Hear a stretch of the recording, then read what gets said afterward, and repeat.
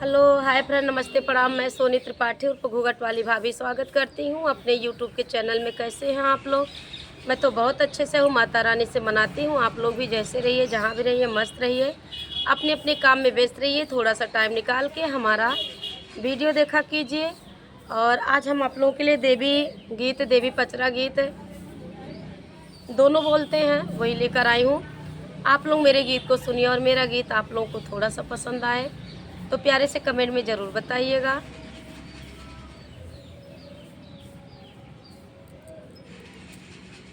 Call आ गया था। प्यारे से कमेंट में ज़रूर बताइएगा। और चैनल पे नए होंगे तो चैनल को सब्सक्राइब करना बिल्कुल ना भूलिएगा। चलिए आइए, मैं आप लोग को सुना रही हूँ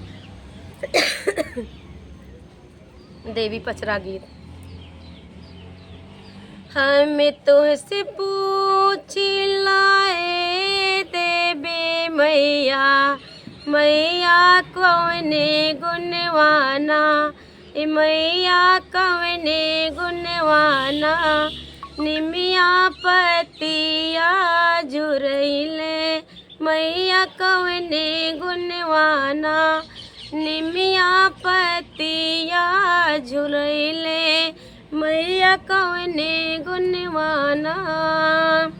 हम तुझसे पूछ लाए देवी मैया, मैया कौने गुणवाना, मैया कौने गुणवाना, निमिया पतिया जुरैले, मैया कौने गुणवाना, निमिया पतिया झुरैले, मैया कौने गुणवाना। जब हम जनती निमिया पतिया झुरैया, बड़ी मार मारेंगे। जो हम जनती निमिया पतिया झुरैया, हो के सोरिया सोरियाना, मैया सोरिया सोरियाना, देती सुबह शाम धरिया, मैया सोरिया सोरियाना। जो हम जनती निमिया पतिया जुरैया, मैया सोरिया सोरियाना, मैया सुबह शाम ना, देती भरी भरी लोटा धरिया, मैया सोरिया सोरियाना, देती भरी भरी लोटा धरिया, मैया सोरिया सोरियाना। हम तुझसे पूछ लाए देवी मैया, मैया कौने गुणवाना, मैया कौने गुणवाना, देवी कौने गुणवाना, अड़हुल फूलवा जुरैले, मैया कौने गुणवाना, अड़हुल फूलवा जुरैले, मैया कौने गुणवाना। जो हम जनती अड़हुल फूलवा जुरैया, मैया भर भर घड़िलाना, देवी भर भर घड़िलाना, सोरिया सोरिया हमें चढ़वते, देवी भर भर घड़िलाना, अड़हुल पनिया हमें सिंचती, मैया भर भर घड़िलाना।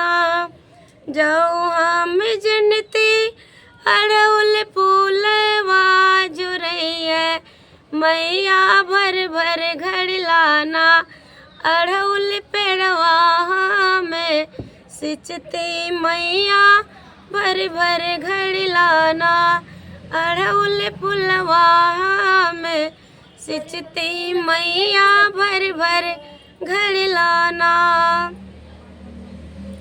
हम तुझसे पूछ लाए देवी मैया, मैया कौने गुणवाना, देवी कौने गुणवाना, बाजिन तर से के ललन बिन मैया कवने गुणवाना।